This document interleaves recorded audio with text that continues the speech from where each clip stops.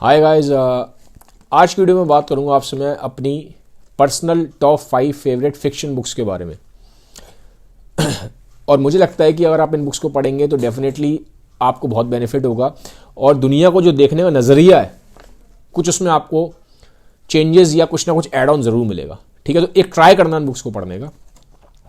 5th number की जो book है वो है ग्रेट एक्सपेक्टेशंस। ग्रेट एक्सपेक्टेशंस लिखी थी चार्ल्स डिकेंस ने। ये बुक मैंने पढ़ी थी 2004 में। ये बुक में आपको थोड़ा सा आइडिया देता हूँ किसके ऊपर है।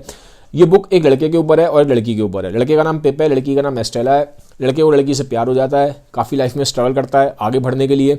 तो ये पूरी जो कहानी है इनके रोमांस के अराउंड है और लड़के का जो स्ट्रगल है, ठीक है, तो उस लड़के ने कैसे स्ट्रगल किया लाइफ में उसके अराउंड है। तो अगर आप इस टाइप की कुछ कहानियाँ पढ़ना चाहते हो लव रोमांस के अराउंड और एक बंदे के स्ट्रगल के बारे में कैसे ऊपर उठता है, तो ये आप पढ़ लेना। ग्रेट एक्सपेक्टेशंस काफ़ी अच्छी ये नॉवल है। 4th नंबर पे बुक है द स्पोक ज़रोस्त्र। अब ये एक्चुअल में एक फिलॉसफी की बुक है। Ideally speaking it's a philosophical work. ये बुक लिखी थी फ्रेडरिक नीत्शे ने। यहाँ पर नीत्शे ने बात की थी कि जो इंसान है, इंसान खड़ा है बीच में, इधर की तरफ इंसान की एनिमल साइड है और इधर की तरफ इंसान की एक इवॉल्व्ड वर्जन है इंसान का। मतलब एक सुपरमैन के बारे में बात की है।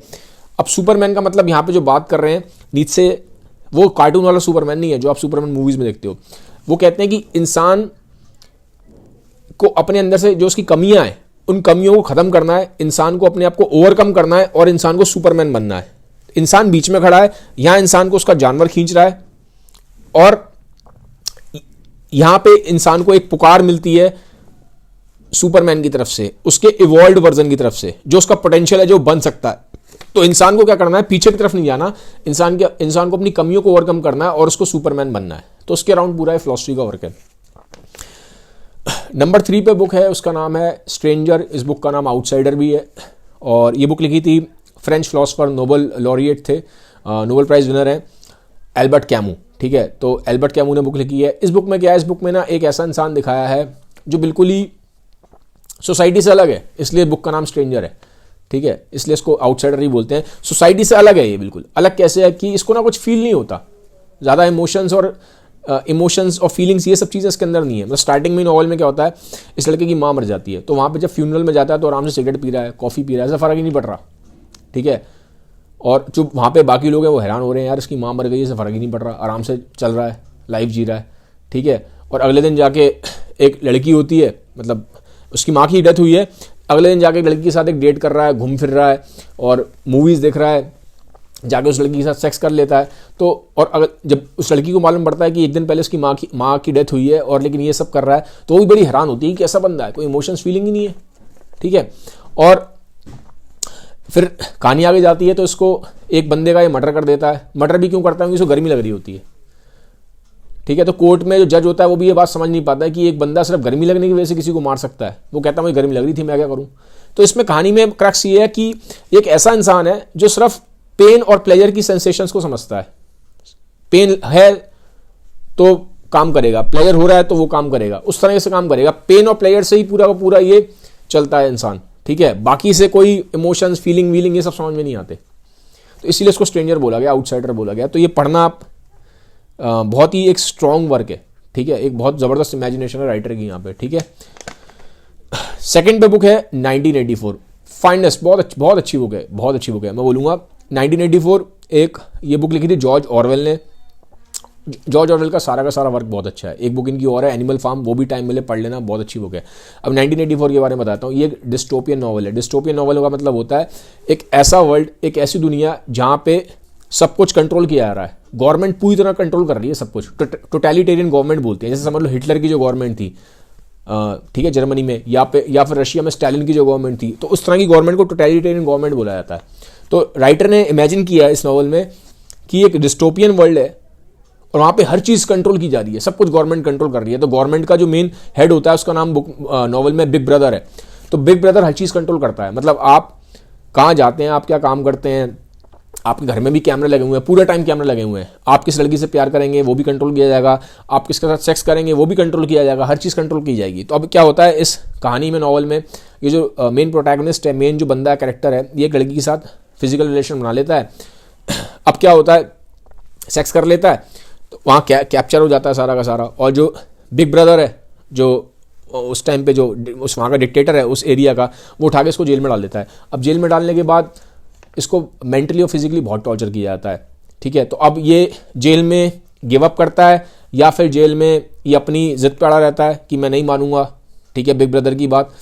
ये आप जब नॉवल पढ़ोगे आपको मालूम पड़ेगा, अदरवाइज क्या होगा, नॉवल का मज़ा ख़राब हो जाएगा अगर मैं आपको भी यहाँ पे सस्पेंस बता दूँ तो, ठीक है। पढ़ना बहुत अच्छी ये बुक है, ठीक है। एक तरीके से जो डिक्टेटर्स होते हैं ना, जो डिक्टेटोरियल गवर्नमेंट होती है, उस डिक्टेटरशिप को उन्होंने बहुत ज़्यादा इन्होंने वाइड कर दिया है कि एक ऐसा भी टाइम आ सकता है जब हर घर में एक एक जगह पे आपके कैमरे लगे होंगे, एक एक चीज़ के एक एक चप्पे चप्पे पे आपका को नज़र रखा जाएगा, और जो वो डिक्टेटर चाहेगा वही होगा। अगर आप बिल्कुल उसके अगेंस्ट जाओगे तो आपको पकड़ के फिर ठीक कर दिया जाएगा, ठीक है। तो उसके इसी के राउंड से पूरी ये कहानी घूम रही है। तो 1984 पढ़ लेना, one of the finest work माना था, क्लासिक है, ठीक है, डिस्टोपियन वर्ल्ड के बारे में।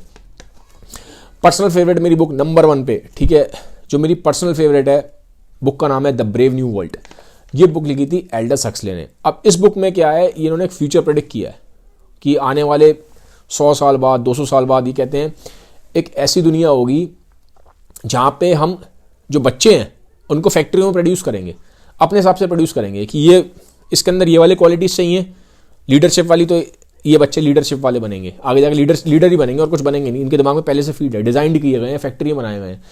इनको क्या बनना है, इन बच्चों को बनना आगे जाके पेंटर, या इन बच्चों को आगे जाके बनना है स्कल्प्टर, या इन बच्चों को आगे जाके बनना है राइटर। तो ये वाले बनाए जाएंगे, तो यही करेंगे और कुछ नहीं करेंगे। पहले से प्री प्लान्ड है, प्री डिस्टाइंड है, उनकी डेस्टिनी प्री डिस्टाइंड है कि इनको इन्होंने यही करना है। एक ने लीडर बनना है, एक ने क्रिएटिव आदमी बनना है, या एक ने इंजीनियर बनना है, या साइंटिस्ट बनना है। तो पहले से फैक्ट्री में प्रोड्यूस कर दिया गया है, सोचने का मौका ही नहीं है, सब कुछ डिजाइंड है पहले से, एम्ब्रियोज डिजाइन किए जा रहे हैं फैक्ट्रीज में। अब ये बात इन्होंने बहुत पहले इस नॉवल में सोच चुके हैं एल्डस हक्सले। अभी मैं करंट वर्ल्ड की अगर बात करूँ ना, तो करंट वर्ल्ड में भी फिलहाल डिजाइनर बेबीज बनाए जा रहे हैं। डिजाइनर बेबीज में एक टेक्नोलॉजी यूज होती है, क्रिस्पर टेक्नोलॉजी, ये बायो टेक्नोलॉजी है, जीन एडिटिंग की टेक्नोलॉजी है। इसमें क्या होता है, प्रेजेंट वर्ल्ड में भी, ठीक है, हम अभी ये with the help of science and technology हम ये चीज़ कर सकते हैं कि हम जैसा चाहें वैसा एक बेबी तैयार कर सकते हैं। हम चाहें तो आंखें उसकी नीली कर सकते हैं, काली कर सकते हैं, उसका कलर स्किन का काला कर सकते हैं, गोरा कर सकते हैं, बाल ब्लॉन्ड कर सकते हैं, बाल ब्लैक कर सकते हैं, ठीक है, लंबा छोटा जैसा मर्जी हम कर सकते हैं। हम पूरा बेबी डिज़ाइन कर सकते हैं, और जो कैरेक्टरिस्टिक डालने चाहें वो डाल सकते हैं, जो बीमारी हम डालना चाहें डाल सकते हैं, जो बीमारी हम चाहें हटाना वो हम हटा सकते हैं। ये सब कुछ इंसान का जीन्स ही है, तो जीन्स को मैनिपुलेट कर सकते हैं, ठीक है। तो प्रेजेंट में ये चीज़ ये पावर साइंस और टेक्नोलॉजी के पास आ चुकी है, लेकिन उस पर एथिकल इश्यूज हैं, इसलिए उसको इंप्लीमेंट नहीं किया जाता, ठीक है।